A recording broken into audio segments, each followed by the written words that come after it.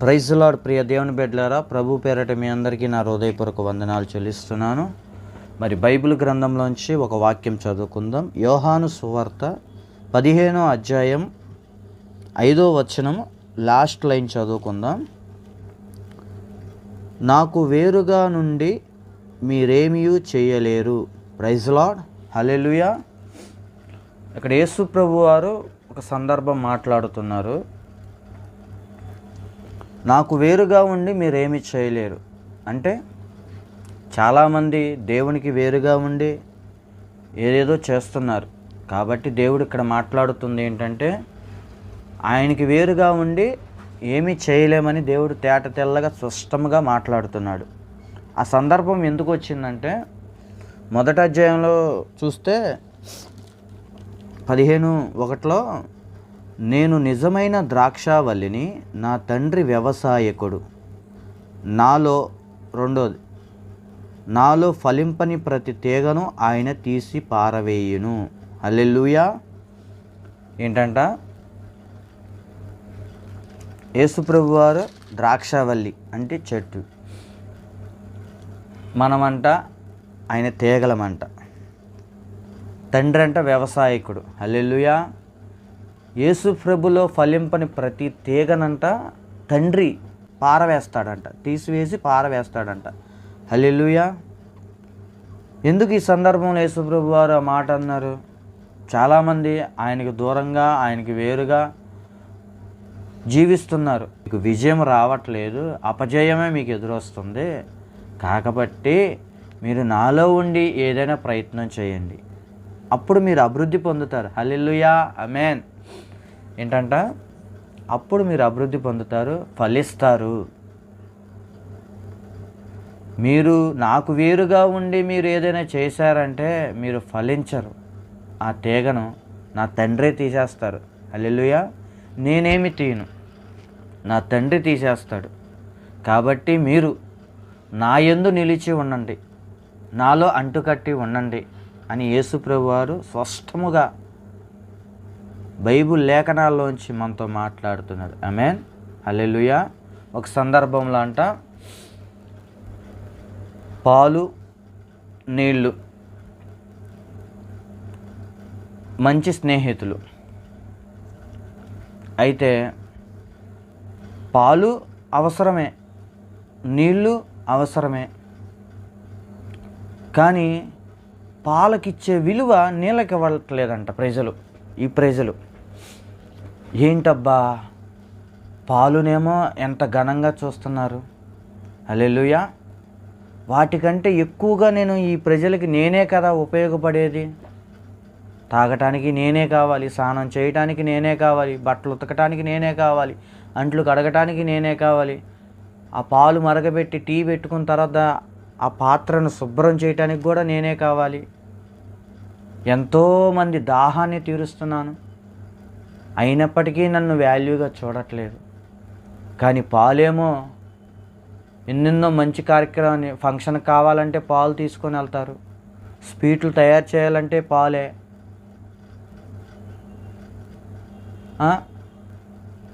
కానీ ఆ పాలకేమో అంత వాల్యూ వస్తున్నారు, మరి నాకేమో ఇంత వాల్యూ లేదు, అందరూ నన్ను చులకనగా చూస్తున్నారు అని నీళ్ళు బాధపడుతున్నాయంట. ఒకసారి అంట పాల దగ్గరికి వెళ్ళి, ఎందుకు పాలా మిత్రమా, నీకెందుకని ఇంత వాల్యూ ఇస్తున్నారు, మరి నాకెందుకని ఇంత వాల్యూ లేదు, నీకు ఇచ్చే వాల్యూ కూడా నాకు ఇవ్వట్లా, కొంతమంది నీళ్ళు వేస్ట్గా పారబోస్తున్నారు నన్ను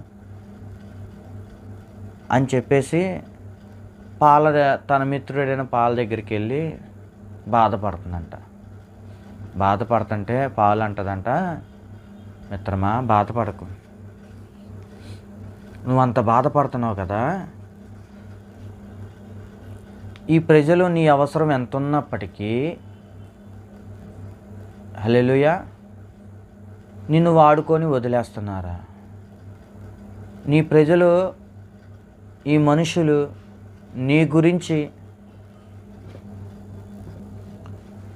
నిన్ను అవసరానికి వాడుకొని వదిలేస్తున్నారా?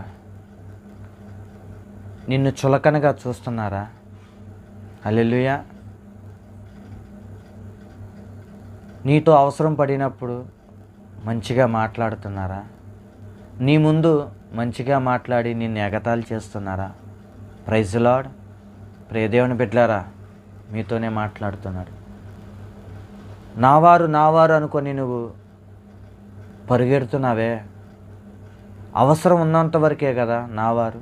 అవసరం తీరిన తర్వాత నువ్వు ఆపదలో ఇబ్బందుల్లో ఉన్నప్పుడు నిన్నెవరు పట్టించుకోవట్లేదు కదా. పాలంటనంట, నువ్వేం బాధపడమాక, క్రమా నాలోరా, నాతో కలిసిపో. నాతో నువ్వు కలిసిపోయావనుకో, నిన్నెవ్వరు అలా వేరుగా చూడరు. హల్లెలూయా. నిన్నెవ్వరు అలా వేరుగా చూడరు. నువ్వు నాతో కలిసిపోయావనుకో, నాకు ఇచ్చే వాల్యూ నీకు ఇస్తారు. ఆమేన్. నాకొచ్చే ఘనత నీకు వస్తుంది. నాతో పాటు నీకు పాలు పంచుకుంటావు. నాకే మర్యాద అయితే, ఏ విలువ అయితే, ఏ ఘనత అయితే వచ్చిందో, నువ్వు నాతో అంటుకట్టి నాలో కలిసిపోతే, ఆమేన్, అదే ఘనత, అదే మర్యాద, అదే వాల్యూ నీకు వస్తుంది. నిజమే కదా ప్రియ దేవుని బిడ్డలారా. వేరుగా ఉన్న ఆ నీళ్ళకి వాల్యూ లేదు, విలువ లేదు. ఎప్పుడైతే ఆ పాలతో ఈ నీళ్లు కలిసిపోయినాయో, నీళ్లు కనపట్ల, పాలే కనపడుతున్నాయి. ఆమేన్. ఇది విన్నారు కదా. పాలే కనపడుతున్నాయిగా, నీళ్ళు కనపడతలా. నువ్వు నేను కూడా ఆ ద్రాక్షావల్లి అనే యేసు ప్రభులో మనం కలిసిపోతే, ఆయన మనలోకి వచ్చి మనం ఆయన వారి అయిపోతే, నీవనేది కనపడదు, నీ బలహీనత కనపడదు, నీ పాపము కనపడదు, నీ అవిధేయత కనపడదు, నీ వ్యతిరేకత కనపడదు. క్రీస్తు స్వరూపం నీకు వస్తుంది. ఆమేన్. కాబట్టి మీరు నాకు వేరుగా ఉండి ఏమీ చేయలేరు. Praise lord. నిజమే కదా దేవుని బిడ్డలారా. ఆయనకి వేరుగా ఉండి మనం ఏమీ చేయలేం. ఏమైనా చేయాలంటే ఆయనే చేయగలరు. పాట కూడా ఉంది కదండి, ఏమైనా చేయగలవు, కథ మొత్తం మార్చగలవు. ఆమేన్. నిజమే కదండి. ఏమైనా చేయగల దేవుడు ఆయనే. మనం చేయగలమా? ఏమీ చేయలేము. ప్రయాసే, గాలికి ప్రయాసపడటమే మనం. నరుల కష్టార్జితము యెహోవా ఆశీర్వాదం కంటే ఎక్కువ కాదని బైబిల్ చెప్పట్లేదా? లేఖనాలు చెప్పట్లేదా? తన ప్రియులు నిద్రించుచుండగా వారికి ఆయన ఇచ్చునని ఉంది కదా. మన ఆ వాగ్దానం ఎందుకని మర్చిపోతున్నాం ప్రియ దేవుని బిడ్డలారా? గమనించాలి కదా. మనం ఆ వాగ్దానాన్ని ఎత్తిపట్టాలి కదా. ఆమేన్. ఆ వాగ్దానం ఎత్తిపడితేనే కదా అది మన జీవితంలో నెరవేర్చబడుతుంది. కాబట్టి ప్రియ దేవుని బిడ్డలారా, ఆయనకి వేరుగా ఉండి మనం ఏమీ చేయలేం. ఎప్పుడైతే మనం ఆయనలో అంటుకట్టుబడి జీవిస్తామో, అప్పుడు మన జీవితానికి ఒక వాల్యుబుల్ వస్తుంది, విలువ వస్తుంది. Praise lord. దేవుడి మాటలు దీవించునుగాక. ఆమేన్. చిన్న ప్రార్థన చేసుకుందాం. మహాపరిశుద్ధుడా, ప్రేమగల తండ్రి, దయగలవాడా, మీకు వందనాలు, స్తోత్రాలయ్యా. ఇప్పుడు వరకు ఎన్న వాక్యాన్ని ప్రభువా అయ్యా, చెప్పబడిన వాక్యాన్ని మీరు మాలో ఫలింపచేయండి, నీరు కట్టి ఫలింపచేయండి. ఎక్కడ వ్యర్థము అయ్యా దుష్టుడు ఎత్తుకెళ్ళిపోకుండా మీరు సహాయం చేయండి. కృప కలుగునట్లుగా తండ్రి మీరే కార్యము చేయండి. నిజమే తండ్రి, మీకు వేరుగా ఉండి మేమేమి చేయలేం ప్రభువా. నిజమే అయ్యా తండ్రి, మీలో అంటుకట్టే కృపను అనుగ్రహించండి. ఇప్పుడు వరకు ప్రభువా మేము వేరుగా ఉండి ఎన్నో ప్రయత్నాలు అయ్యా తండ్రి, స్తోత్రాలయ్యా, ఎన్నో అయ్యా అపజయాలు ఎదుర్కొన్నామయ్యా. ఇక మీదట మీలో మేముండి అయ్యా మాలో మీరు ఉండునట్లుగా మీరే సహాయం అనుగ్రహించమని, ఇన్న ప్రజలను కూడా మీరు దీవించి ఆశీర్వదించమని యేసు నామములో ఈ మనవులు అడుగుచున్నాను తండ్రి. ఆమేన్, ఆమేన్, ఆమేన్. అందరికీ ప్రైజ్ లార్డ్.